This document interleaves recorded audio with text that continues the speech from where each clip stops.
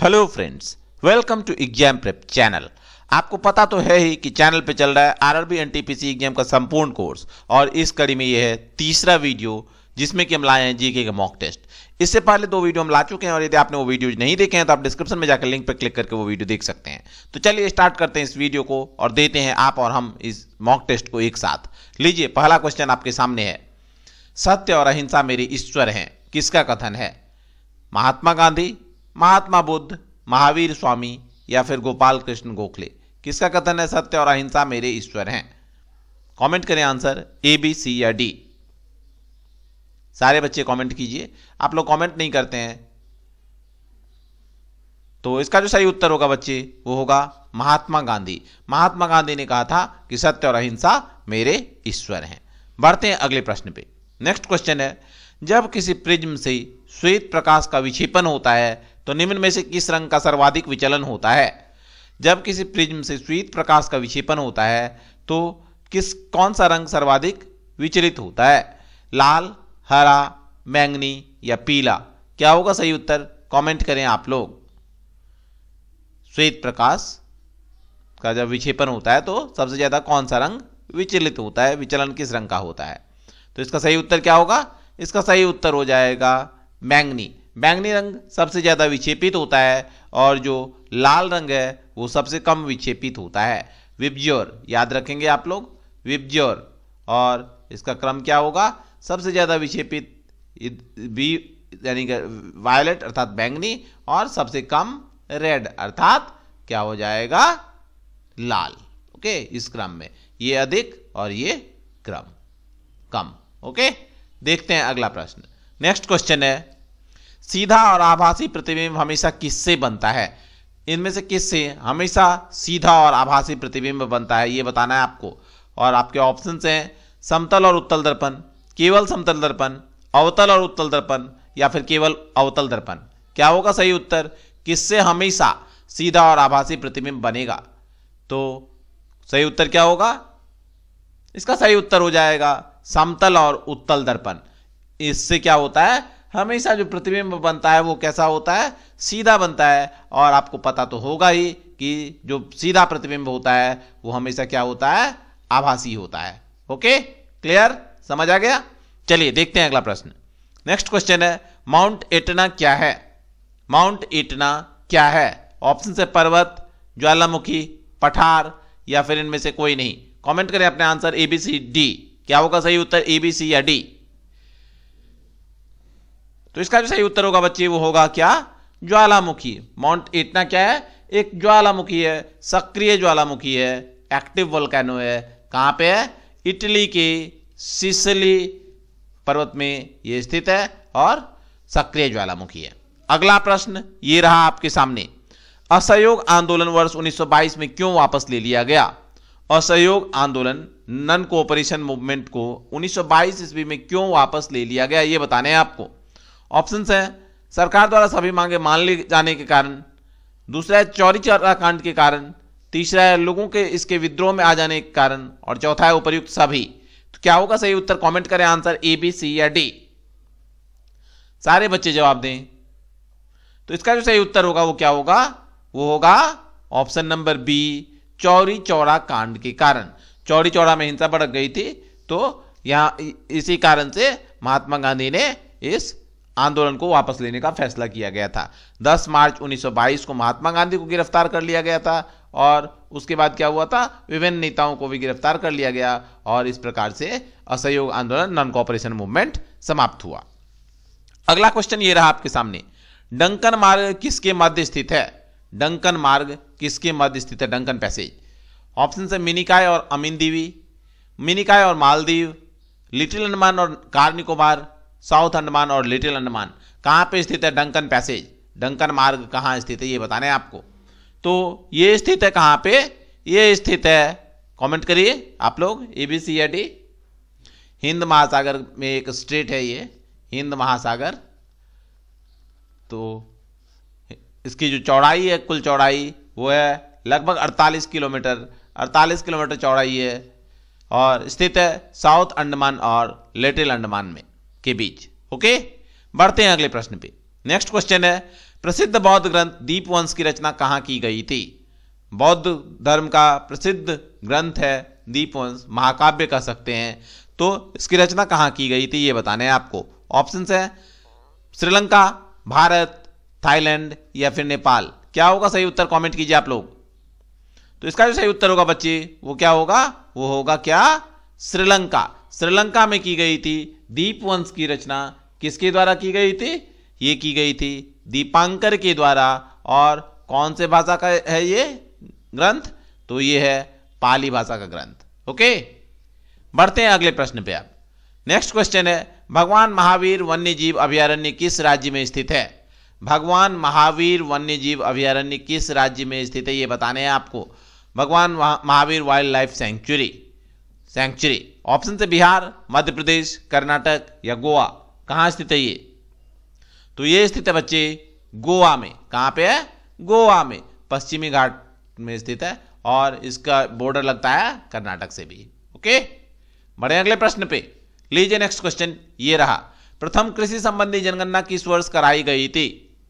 कृषि संबंधी जनगणना किस वर्ष कराई गई थी? ऑप्शन आपके सामने हैं, कमेंट कीजिए आंसर ए, बी, सी या डी। 1960, 61, 70, 71, 80, 81 या 90, 91। बताइए क्या होगा सही उत्तर। अब तक कितनी हुई है कृषि संबंधी जनगणना? तो अब तक 9 कृषि संबंधी जनगणना हुई है। और लास्ट कब हुआ था? लास्ट हुआ था 2010-11 में। क्यों कराई जाती है भाई कृषि संबंधी जनगणना? क्योंकि भारत जो है वो कृषि प्रधान देश है और कृषि आंकड़ों को एकत्रित और उसके मेंटेनेंस के लिए कराई जाती है क्या? कृषि संबंधी जनगणना। तो ये पहली बार कब कराई गई थी? 1970-71 में। ऑप्शन बी है सही उत्तर। अगला प्रश्न ये रहा, शरीर में पोटेशियम और सोडियम का कार्य निम्न में से किसे बनाए रखना है? किसको रेगुलेट करता है, मेंटेन करता है पोटेशियम और सोडियम? रसाकर्षणीय दाब, ग्लूकोज का संतुलन, रक्तचाप या फिर यूरिक अम्ल का स्तर। किसको मेंटेन रखता है पोटेशियम और सोडियम? तो इसका जो सही उत्तर होगा वो क्या होगा बताइए? वो होगा ऑप्शन सी, रक्तचाप। ब्लड प्रेशर को मेंटेन रखता है ये अपने लेवल पे और हेल्पफुल है ब्लड प्रेशर रेगुलेशन में। ब्लड प्रेशर रेगुलेशन में हेल्पफुल है। ओके, पोटेशियम ज्यादा लेते हैं तो क्या होता है? सोडियम जो है वो एक्सक्रीट होता है, वो बाहर निकलता है और इस तरह से ये हेल्प करता है किसमें? रक्तचाप को, ब्लड प्रेशर को मेंटेन करने में। अगला क्वेश्चन ये रहा, भारतीय रक्षा प्रौद्योगिकी में इंद्र क्या है? इंद्र क्या है ये बताने आपको। प्रक्षेपास्त्र, टैंक, रडार या चालक रहित विमान। क्या है इंद्र? चलिए जानते हैं क्या है इंद्र। तो इसका जो सही उत्तर हो जाएगा वो क्या होगा? वो होगा ऑप्शन सी, रडार। इंद्र का फुल फॉर्म जान लेते हैं। इंद्र का फुल फॉर्म है इंडियन डॉपलर रडार। क्या है नाम? Indian Doppler radar. Indian Doppler radar ये है इंद्र का फुल फॉर्म। ये 2D सीरीज का रडार था जो कि डेवलप किया गया था DRDO के द्वारा और भारतीय थल सेना और वायुसेना के काम आता है। अगला क्वेश्चन है आपके सामने। अब कंप्यूटर में IC चिप किसकी बनी होती है? इंटीग्रेटेड सर्किट चिप किसकी बनी होती है ये बताने हैं आपको। ऑप्शन है आपके सामने, आयरन ऑक्साइड, सिलिका, क्रोमियम या सिलिकॉन। किसकी बनी होती है IC चिप? तो इंटीग्रेटेड सर्किट चिप जो होती है वो बनी होती है किसकी? अर्धचालक पदार्थ की। अर्धचालक पदार्थ की बनी होती है। और वो अर्धचालक पदार्थ कौन सा है? वो अर्धचालक पदार्थ है जनरली जिसकी बनी होती है वो है सिलिकॉन, Si। ओके, हमारा उत्तर हो गया ऑप्शन डी। बढ़ते हैं अगले प्रश्न पे। नेक्स्ट क्वेश्चन है, निम्न में से कौन सा नाभिकीय रिएक्टर में ईंधन का कार्य करता है? इसमें से किसका प्रयोग न्यूक्लियर रिएक्टर में फ्यूल के रूप में किया जाता है? ऑप्शन है यूरेनियम, कोयला, रेडियम या डीजल। क्या होगा सही उत्तर? कमेंट करें आंसर ए, बी, सी या डी। तो इसका जो बच्चे सही उत्तर होगा वो होगा क्या? यूरेनियम। यूरेनियम का प्रयोग नाभिकीय रिएक्टर में किया जाता है ईंधन के रूप में। यूरेनियम के साथ साथ प्लूटोनियम और ट्रांसप्लूटोनियम का भी प्रयोग किया जाता है किसके रूप में? फ्यूल के रूप में नाभिकीय रिएक्टर, न्यूक्लियर रिएक्टर्स में। अगला क्वेश्चन ये रहा, निम्न में से कौन सा सुमेलित नहीं है? निम्न में से कौन सा सुमेलित नहीं है? ऑप्शन हैं आपके सामने, अकबर सिकंदरा, शाहजहां दिल्ली, बाबर काबुल, जहांगीर लाहौर। तो क्या होगा सही उत्तर? कमेंट कीजिए ए बी सी या डी। तो यहां जो पेयर, जो जोड़ा सुमेलित नहीं है वो है कौन सा? शाहजहां दिल्ली। शाहजहां क्या हो जाएगा? शाहजहां हो जाएगा आगरा। ये है पहला जो है वो मुगल शासकों के नाम है और दूसरा जो जगह का नाम है वहां उन्हें दफनाया गया है, उन्हें उनके टॉम्ब है वहां पे स्थित। ओके, तो शाहजहां का टॉम्ब कहां पे है? आगरा के ताजमहल में। ओके, बढ़ते हैं अगले प्रश्न पे। अकबर का सिकंदरा में, बाबर का काबुल में और जहांगीर का लाहौर में। नेक्स्ट क्वेश्चन है, यदि किसी अर्धचालक का ताप बढ़ा दिया जाए तो इसकी प्रतिरोधकता पर क्या असर पड़ेगा? स्थिर रहेगी, बढ़ेगी, घटेगी या शून्य हो जाएगी? क्या होगा प्रतिरोधकता यदि अर्धचालक का ताप बढ़ा दिया जाए तो? कमेंट कीजिए आंसर। तो अर्धचालक का जब ताप बढ़ाएंगे तो क्या होगा? जो वैलेंस इलेक्ट्रॉन है, वैलेंस इलेक्ट्रॉन ये फ्री हो जाएगा। वैलेंस इलेक्ट्रॉन फ्री होगा, संयोजी इलेक्ट्रॉन क्या होगा? फ्री हो जाएगा। तो क्या होगा? ये कंडक्शन की क्रिया इसमें स्टार्ट हो जाएगी और कंडक्शन की क्रिया स्टार्ट होगी तो क्या हो जाएगा? रेसिस्टिविटी, जो इसकी प्रतिरोधकता है वो कम हो जाएगी। हमारा उत्तर हो गया ऑप्शन नंबर सी। क्लियर ना? चलिए बढ़ते हैं अगले प्रश्न पे। नेक्स्ट क्वेश्चन है, भारत और पाकिस्तान के विभाजन संबंधी प्रस्ताव किसमें सम्मिलित थे? इसमें से किस में भारत और पाकिस्तान के विभाजन संबंधी प्रस्ताव सम्मिलित थे ये बताना है आपको। ऑप्शन है माउंटबेटन योजना, क्रिप्स मिशन प्रस्ताव, कैबिनेट मिशन प्रस्ताव या फिर इनमें से कोई नहीं। और सही उत्तर क्या होगा? तो इसका जो सही उत्तर है वो है माउंटबेटन योजना। माउंटबेटन योजना जिसे कि 18 जुलाई 1947 को ब्रिटिश संसद के द्वारा ब्रिटिश क्राउन की सहमति मिली थी, इसमें प्रस्ताव था कि भारत और पाकिस्तान दो स्वतंत्र राष्ट्र होंगे। ओके, बढ़ते हैं अगले प्रश्न पे। अब नेक्स्ट क्वेश्चन है, पूर्वी तथा पश्चिमी घाट आपस में कहां मिलते हैं? पूर्वी और पश्चिमी घाट का मिलन कहां होता है? ऑप्शन है Annamalai hills, Malabar hills, Palani hills या फिर नीलगिरी हिल्स। कमेंट कीजिए आंसर ए बी सी और डी। तो ईस्टर्न घाट और वेस्टर्न घाट जहां मिलते हैं वो स्थान है नीलगिरी हिल्स। नीलगिरी हिल्स कहां पे स्थित? ये है तमिलनाडु में। कहां पे? तमिलनाडु में। ओके, यहीं पे Eastern Ghats and Western Ghats merge होते हैं। अगला प्रश्न ये रहा, वायुमंडल के ओजोन परत के क्षय होने का प्रमुख कारण निम्न में से कौन सा है? वायुमंडल के ओजोन परत के क्षय होने के कारण, ओजोन डिप्लीशन का कौन सा है कारण? बताइए क्या होगा सही उत्तर। ऑप्शन है आपके सामने, carbon dioxide, nitrogen oxide, sulphur dioxide या क्लोरोफ्लोरोकार्बन। तो ओजोन डिप्लीशन के लिए जो सबसे ज्यादा जिम्मेदार गैस है वो है CFC अर्थात क्लोरोफ्लोरोकार्बन और हैलोजिनेटेड ओजोन। हैलोजिनेटेड ओजोन जो है वो क्या है? Halogenated ozone. ये सारे क्या है? रेस्पॉन्सिबल हैं किसके लिए? ओजोन डिप्लीशन के लिए। हमारा उत्तर हो गया ऑप्शन नंबर डी। क्लोरोफ्लोरोकार्बन का प्रयोग कहां होता है? इसका प्रयोग होता है रेफ्रिजरेटर में, AC में इत्यादि जगहों पे इसका यूज होता है। अगला प्रश्न, जेनेटिक इंजीनियरिंग में किसका प्रयोग होता है? जेनेटिक इंजीनियरिंग में किसका प्रयोग होता है? रिकॉम्बिनेंट DNA टेक्नोलॉजी भी इसी का है एक पार्ट। तो किसका यूज होता है? माइटोकॉन्ड्रिया, राइबोसोम, प्लाज्मिड या प्लास्टिड? कमेंट कर दीजिए फटाक से। तो इसका सही उत्तर हो जाएगा राइबोसोम। राइबोसोम का प्रयोग होता है जेनेटिक इंजीनियरिंग में। अगला प्रश्न ये रहा, वित्त आयोग क्या है? वित्त आयोग क्या है? वार्षिक निकाय, त्रिवर्षीय निकाय, पंचवर्षीय निकाय या फिर स्थायी निकाय? क्या है वित्त आयोग? तो वित्त आयोग है एक पंचवर्षीय निकाय। पंचवर्षीय निकाय है जिसका कि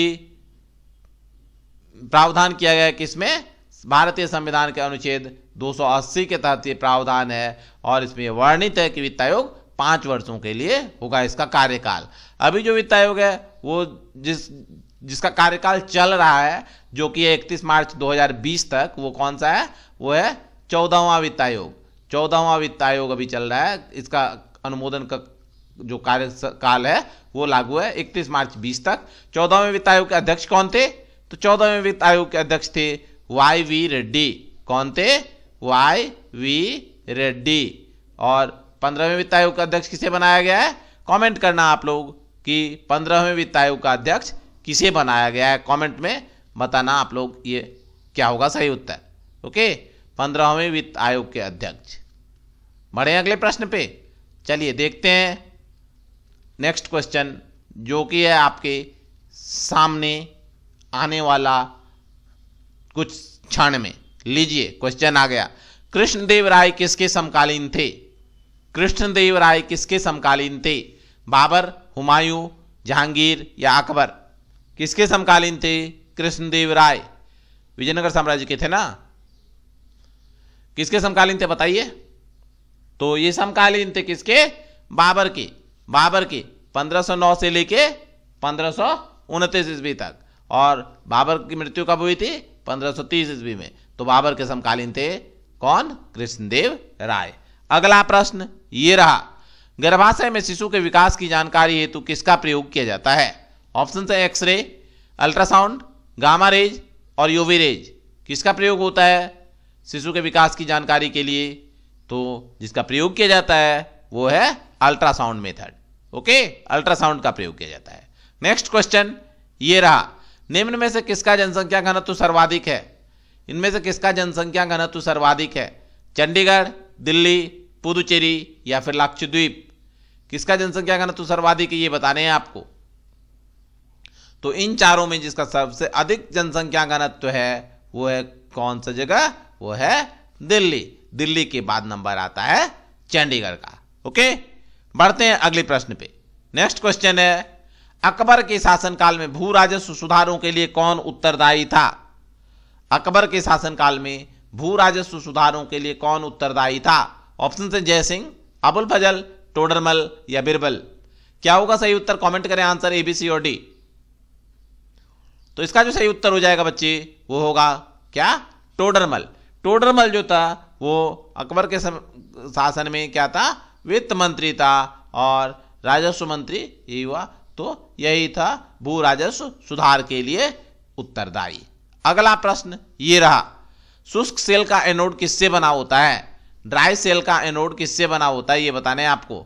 ऑप्शंस हैं कैडमियम, ग्रेफाइट, कैडमियम, लोहा या जस्ता। किसका बना होता है क्या चीज? Anode of dry cells. किससे होता है बना हुआ? ये बना होता है जस्ता से। और कैथोड किसका होता है? कैथोड होता है जनरली बना हुआ कार्बन का। कार्बन का कैथोड होता है। एनोड पे कौन सा चार्ज होता है? प्लस या माइनस बताएं? पॉजिटिव चार्ज और निगेटिव चार्ज एनोड पे। तो एनोड पे क्या होता है? एनोड पे प्लस चार्ज अर्थात पॉजिटिव चार्ज रहता है और कैथोड पे माइनस चार्ज होता है।